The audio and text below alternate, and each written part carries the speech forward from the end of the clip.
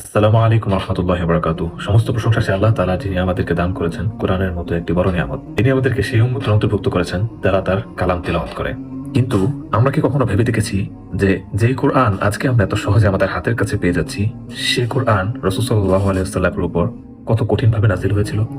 কখনো কখনো রাসূল সাল্লাল্লাহু আলাইহি সাল্লামের কাছে ওহী আসতো ঘন্টার শব্দের মতো, যেটা এমন ভারী হতো, এমন কষ্টদায়ক হতো যে প্রচন্ড শীত রাসূল সাল্লাল্লাহু আলাইহি ওয়াসাল্লাম থেকে ঘাম ঝরতো। যে কোরআন আমরা এত সহজে পেয়েছি, সে কোরআন রাসূল সাল্লাল্লাহু আলাইহি ওয়াসাল্লামের উপর নাযিল হয়েছে অনেক কঠিন ভাবে। এরপর দেখুন না সাহাবায়ে কেরামের যুগ, সাহাবায়ে কেরাম কি না করেছেন কোরআনের জন্য। এক একটি আয়াত মুখস্থ করার জন্য তারা কখনো কখনো খেজুর পাতায়, কখনো চামড়ায়, কখনো পাথরে লিখে রেখেছেন।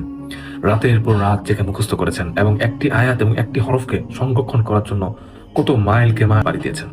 তাবে এবং সে একই সিলসিলায় যুগে যুগে আলেমগণ এসেছেন, যারা তাদের নিজের পুরো জীবনটাকে বাজিয়ে রেখেছেন, পুরো জীবনটা ব্যয় করেছেন কোরআন ও ইলমের সংরক্ষণে।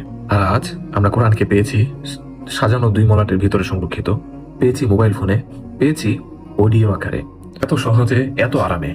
কিন্তু এখানে আমাদের সবচেয়ে বড় আফসোস যে কোরআনকে এত সহজ আমাদের সামনে হওয়া সত্ত্বেও আমরা কোরআন শিখছি না।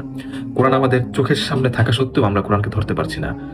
আমরা যেন ভুলেই গেছি আমাদের দুনিয়ার ব্যস্ততায় যে কোরআন নামক একটা গ্রন্থের জন্য, যার উপর পুরো ইসলাম দাঁড়িয়ে আছে। আমরা নিজেদেরকে মুসলিম দাবি করি, কিন্তু যার উপর পুরো ইসলাম দাঁড়িয়ে আছে সে গ্রন্থ আমি পড়তে জানি না।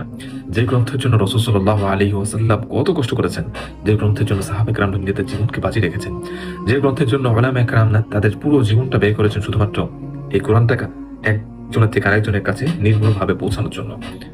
তারপরও এই দুনিয়ার ব্যস্ততা আমাদেরকে এমন ভাবে ঘিরে রেখেছে যে আমরা কোরআনের জন্য কোনো সময় খুঁজে পাচ্ছি না। সর্বশেষ একটি কথাই, আমাদের কাছে কোরআন আছে কিন্তু সময় নেই, আমাদের ইচ্ছা নেই, আমাদের মনোযোগ নেই। কিন্তু মনে রাখবেন, একদিন সে আল্লাহর কাছে দাঁড়াতে হবে, যে আল্লাহ আমাদের জন্য কোরআন পাঠিয়েছেন, যে আল্লাহ এই কোরআনের ব্যাপারে বলেছেন আনচেঞ্জেবল, যে কোরআনের ব্যাপারে বলেছেন চ্যালেঞ্জিং কোরআন।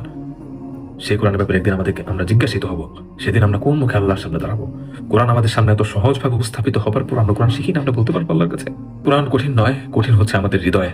এই হৃদয়ে কোরআন ধারণ করার জন্য ইচ্ছা লাগে, এই কোরআন ধারণ করার জন্য আল্লাহর প্রতি অনুরাগী হতে হয়, এই কোরআনকে ধারণ করার জন্য রাসূল সাল্লাল্লাহু আলাইহি ওয়াসাল্লাম মহব্বত হৃদয়ে থাকতে হয়। আসুন আজ থেকে নতুন করে প্রতিজ্ঞা করি, আমরা কোরআন শিখবো। অল্প সময় হলেও আমরা কোরআনের জন্য দিব। আমাদের যদি প্রতিদিন সময় না হয়, আমরা প্রতি মাসে কিছু সময় দিই। যদি প্রতি মাসে সময় না হয়, প্রতি সপ্তাহে 2টা দিন আমরা দিই কমপক্ষে। এবং 2টা দিনের পুরো 24 ঘন্টা না, মাত্র কিছু সংখ্যা, কিছু অল্প সময় যেন আমরা কোরআনের পিছনে দিতে পারি, কোরআন শিখতে পারি, আল্লাহর কাছে বলতে পারি। আল্লাহ আমাদের সকলকে তৌফিক দান করুন। আল্লাহ আমাদেরকে সেই মুসলিম হওয়ার তৌফিক দান করুন যে মুসলিম ছিলেন আমাদের সাহাবায়ে কেরাম, যে মুসলিম, যে ইসলাম ছিল আমাদের তাবেঈদের হৃদয়। আমরা যেন এমন মুসলিম হতে পারি যে মুসলিম পদক নিয়ে আমরা আল্লাহর সামনে গর্বের সাথে দাঁড়াতে পারি। আসসালামু আলাইকুম ওয়া রাহমাতুল্লাহি ওয়া বারাকাতুহু।